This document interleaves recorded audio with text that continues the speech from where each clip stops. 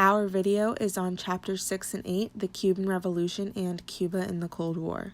So our first question was, to what extent was Castro's Cuban Revolution shaped by Cuban traditions rather than by communism? The Cuban violent tradition originated when Cuba was created out of the violence of the Spanish conquest. Colonial Cuba suffered from political intrusions and violently resisted authority in revolutionary wars for independence during the 19th century.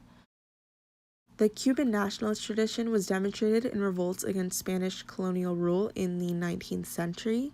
In the beginning, Cuba admired the USA because they could look to them for aid and refuge. After independence, Cuban governments were generally pro-US until resentment of the US was stronger than the tradition of affection toward them. The USA tried to buy Cuba from Spain many times, which worried Cuban nationalists. In 1898, the US declared war on Spain and intervened in Cuba's war for independence. Many Cubans believe that 1898 was the beginning of several attempts of the U.S. trying to dominate Cuba. The U.S. even occupied Cuba from 1898 to 1902, and this was good and bad because famine and disease were wiped out, and education and judicial systems were improved. However, Cubans resented U.S. domination because the U.S. gained stranglehold on the Cuban economy. In 1900, a Cuban constitution was created, and the U.S. insisted that the Platt Amendment be added, which gave the USA the right to intervene in Cuba. The U.S. also retained control of Cuban foreign policy and obtained land to build what is known today as Guantanamo Bay Prison. Cuba's constitution didn't work well and prompted many U.S. interventions.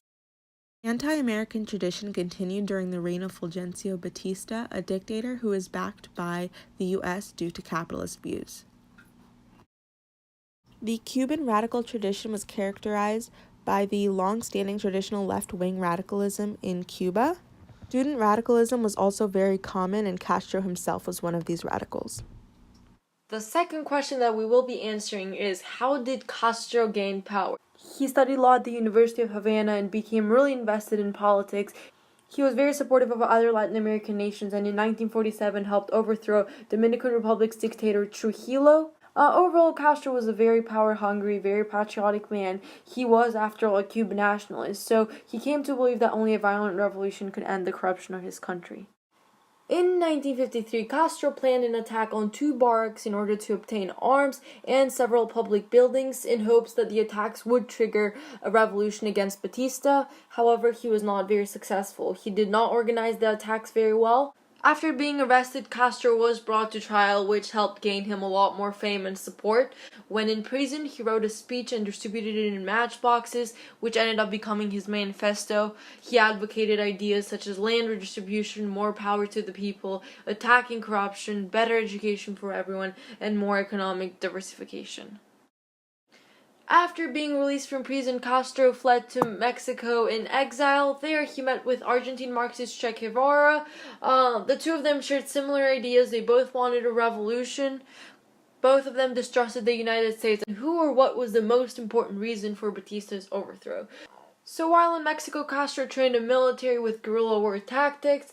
Then he arrived in Cuba with 81 followers in 1956, and by January 1st, 1959, Batista had been overthrown. He resigned. He moved to the Dominican Republic after Castro had captured San Diego. So one of the reasons why Batista was overthrown is because of how good of a leader Castro was. He was determined, fearless, and charismatic, whereas Batista was corrupt and unpopular. Castro also went on a fundraising tour in the United States where he raised $9,000, which was pretty crucial in helping him overthrow Batista. Castro's guerrilla warfare tactics were very effective even though they were low in numbers. They sabotaged sugarcane fields, which were the government's main source of income. They also won over the poor by paying for their food and offering them land and livestock, and contributed with infrastructure as well by building hospitals, schools, and factories, whereas in comparison, Batista's army was more aggressive towards the peasants. Another reason why Batista was overthrown is because of Castro's very effective propaganda. He tried to get the press on his side by tricking reporters into believing that his troops were larger than they truly were. As a result, the press portrayed him as a young idealist that was fighting a corrupt dictator. He was seen more as a liberator, which then contributed into the U.S. halting aid from Batista. Batista was also overthrown because his regime was falling apart. There was 30,000 acts of sabotage against banks, plants, and estates, all of which weakened his economy. Unemployment rates were increasing and the standard of living and sugar prices were falling, which economically affected a lot of people. Lastly, the United States also contributed to the overthrow of Batista. Both the CIA and the New York Times were favorable of Castro, and what was the significance of Castro's accession to power in Cuba? The initial American reaction to Castro overthrowing Batista was mixed, as Batista was a dictator but looked out for American interests, while Castro was subject to communist influences. U.S.-Cuban relations began to deteriorate during 1960. In February, Castro and the USSR made a trade agreement. In March, Eisenhower approved a CIA operation to overthrow Castro. In July, the U.S. stopped buying Cuban sugar, their main product. In August, Castro began nationalizing U.S.-owned businesses, and Eisenhower began to mobilize opposition to Castro. And as the year came to an end, the U.S. ambassador was recalled from Havana, more U.S.-owned businesses were nationalized, and China and the USSR started buying the sugar previously purchased by America.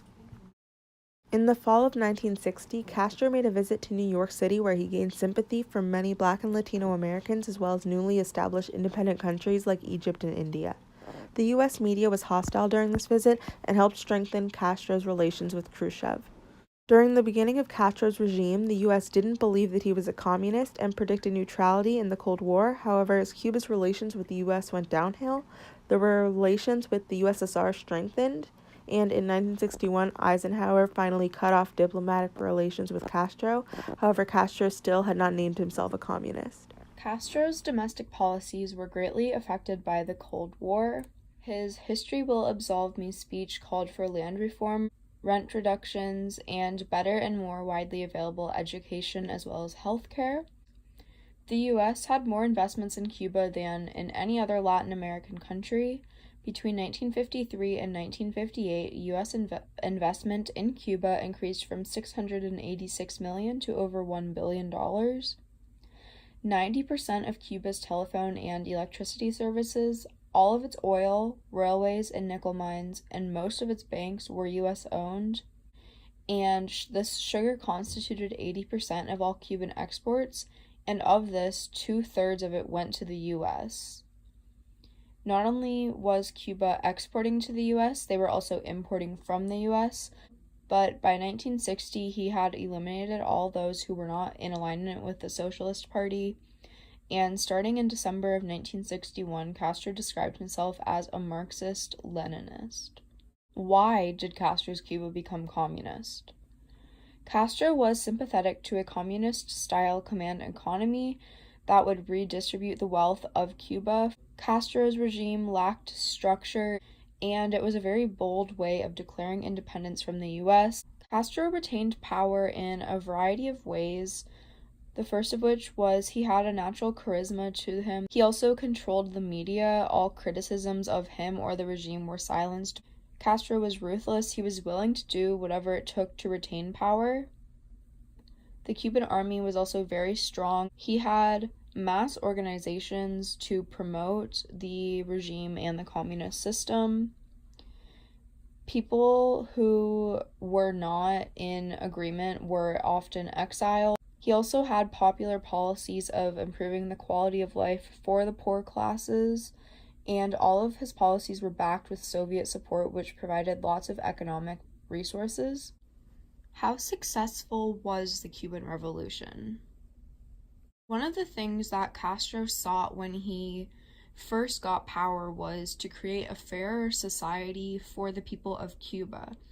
And by the US definition, this was not achieved. It was not fair because there were no democratic elections. However, by the USSR definition, it was fairer because there was equal distribution of land. However, living standards did rise. There was better healthcare, improved education. The life was also improved for women. It is undisputable that Castro did have revolutionary foreign policy. By becoming communist, it allowed for him to have freedom from US domination. Castro also inspired and gave some, it was quite limited, but he still did give aid to revolutionaries in Latin America. And after 1981, Soviet aid started to decrease as the USSR weakened, and it eventually collapsed. Even after the Cold War officially ended, it did not improve Cuban-US relations. How and why was Cuba important in the Cold War? Was Cuba a Soviet satellite? In spring 1959, he visited the USA. There was much talk of Castro's communism in American media. Many Americans didn't like that very much. In June 1959, there was the land reform. Did Americans oppose Castro for economic reasons rather than anti-communism? It had to do a lot with the businesses in Cuba and things like that. Many Soviets at first disliked Batista for anti-communism and for breaking off diplomatic relations with Cuba. Immediately, however, they were a fan of Castro's government. Many of the Soviets were surprised by Castro's success in finally overthrowing Batista's regime. Castro was beginning to favor communism around that time.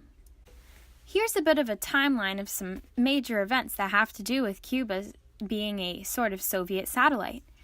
The economic relations between Cuba and the USSR prompted U.S. retaliation. In April 1960, U.S. companies stopped processing Soviet crude oil in U.S. refineries in Cuba. Cubans then confiscated the company's assets, and then there was the first declaration of Havana. Cuba was finally moving closer to the Soviet side, and Khrushchev was pleased, to say the least. The Cuban view of the Bay of Pigs. The U.S.'s unsuccessful invasion demonstrated American dislike for Castro. Castro was pushed closer to the Soviet side, and there was increased Cuban nationalism and anti-Americanism. The Bay of Pigs is often seen as a trigger of the Cuban Missile Crisis. Early in 1962 was Castro's second declaration of Havana speech. Though Khrushchev really doubted Castro, he actually seemed to like him. In spring of 1962, Khrushchev decided to fully support the Cuban Revolution. And this is what prompted the Soviets to put missiles in Cuba, which is the reason that Bay of Pigs is often seen as a trigger for the Cuban Missile Crisis. After the placement of the missiles in Cuba, Castro feared a U.S. invasion. Most Latin American countries sided with the U.S., wanting the missiles removed due to their proximity to Cuba. The Soviets removed the missiles without first consulting Castro, just like they placed them without consulting him. In October, Castro criticized the U.S.-Soviet peace agreement, and in November, Kennedy said that the U.S. would not invade Cuba, but authorize CIA sabotage of Cuban sugar mills, oil refineries, and so on and so forth. Still, the U.S. never invaded Cuba. After the missile crisis, U.S.-Cuban relations had changed a bit. The exiles, well, the first wave of them, were pro-Batista, and they were middle-class citizens who fled from Cuba to the U.S. right after Castro had taken over. The second wave of exiles were middle-class liberals who were afraid of the Cuban Revolution.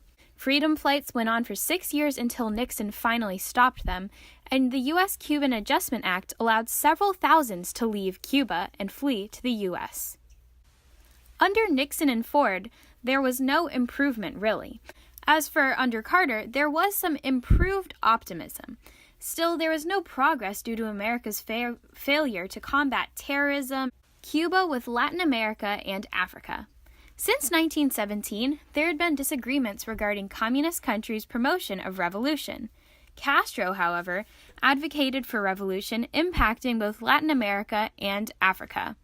The Cuban Revolution inspired guerrilla warfare in Latin America and provided aid to Africa. In the mid to late 1970s, Cuba's international standing improved relations with other countries, providing them aid. When the Sandinistas overthrew the Nicaraguan dictatorship, Cuba gained an ally. However, 1980 was a disastrous year for Castro due to unrest in the Soviet bloc, his being criticized for supporting Soviet invasion of Afghanistan, and the thousands of Cubans fleeing to the U.S. Cuba and the Cold War. Conclusions. Overall, Cuba did help shape superpower attention to focus on the Third World, encouraging guerrilla movements in Latin America. The most dangerous conflict of the war took place in Cuba, the Cuban Missile Crisis. The U.S. played a crucial role in triggering the Cuban Revolution. And of course, the Cuban Revolution would have taken a very different turn without the Cold War.